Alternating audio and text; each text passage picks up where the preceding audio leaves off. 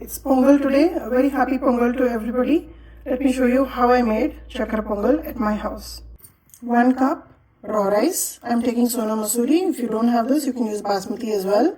And this is 3/4 cup of Moong dal. This is split and skinless Moong dal. Along with this, I'm taking about 3 green cardamom.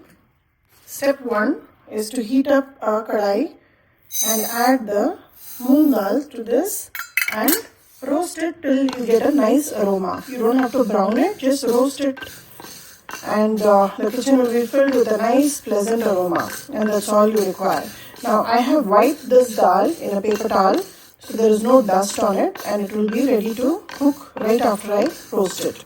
So make sure when you touch it's nice and hot. That's all we need. The dal here is nice and hot. I'm going to turn off the gas. If I touch it, it's pretty hot. So don't miss this step. It gives the best taste to your Chakra Pongal. So move this Chakarai away from the flame so it stops the heat. Today I'm preparing the Chakra Pongal in the Instapot, and I'm taking the 1 cup of rice in the pot. I'm going to wash it a couple of times till the water runs clear and bring it back. I've washed the rice a couple of times. Now add the roasted dal. It's not roasted, but it's just heated up. And together it is almost 1 3/4 cup of grains. Now to this we'll measure out the liquid. First we'll add water. So here I'm going to take 1 1/2 cups of water first. 1 1/2, and the rest of it will be water. I'm going to measure out about 3 cups of water. This is 1, 2, and 3.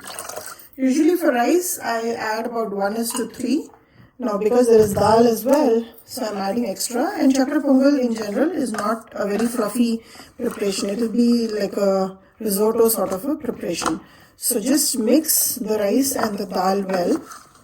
And along with this goes 3 green cardamoms. This I'm just going to roughly crush it and put it in here. I've just pounded the green cardamom, add it. I found that when you add cardamom while the rice and dal is cooking, it gives a very nice flavor rather than just adding it towards the end with the tadka. So now I'm going to put it in the Instapot, cover it, keep it on seal, and here on the panel do a pressure cook mode for 6 minutes and it will be ready. In this cup I have measured out 1 3/4 cup of Jaggery powder. Now this is cleaned and ready to use Jaggery powder, and I prefer using this so there's no melting of Jaggery, straining it, all those processes eliminated. So this is 1 3/4 cup of Jaggery. Now if you don't want to add equal amount of sugar to the grains, you can reduce it to 1 1/2 cups of Jaggery, but this proportion will be perfect. The Instapot, the pressure has settled and the rice and dal is cooked. Now before we start the next process, just make sure that you mix it and mush it a little bit so that it doesn't dry out on top, and the grains need to be mushed a little bit so that it gives the texture we require for a Chakra Pongal. Just like so. Today I am using my Vengala Urli. This is bronze vessel and it retains heat very well.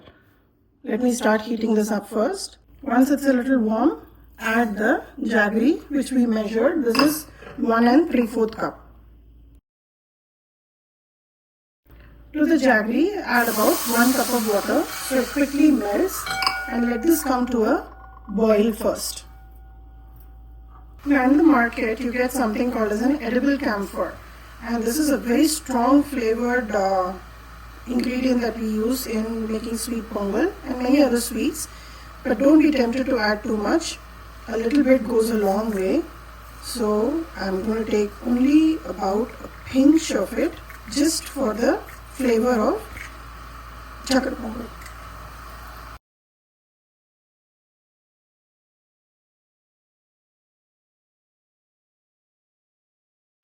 Once the grains, the rice and dal is well mixed with the Jaggery powder, adjust the consistency by adding a little bit of hot water. Don't add cold water, it changes the texture. And mix well. So this is the consistency we want to hold on to. It should be nice and flowy like this, and as it cools down it will become nice and thick. So now I'm going to turn off the gas here and prepare the tadka for Chakarai Pongal.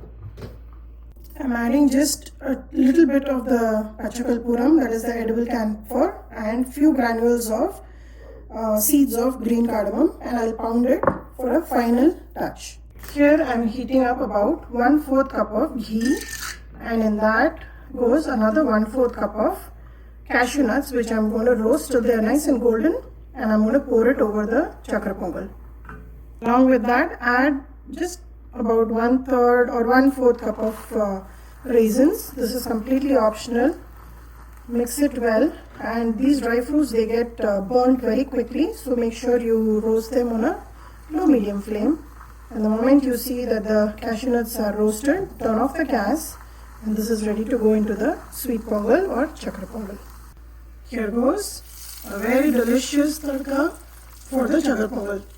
Don't skimp on the ghee quantity here, because this is a once in a while indulgence, so make it with a good amount of ghee, and in this season ghee is really good for you as well. Put that aside.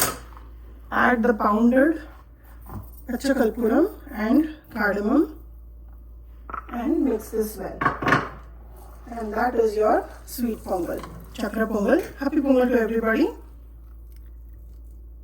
Give this recipe a try, like and subscribe my channel, and let me know how this turned out for you.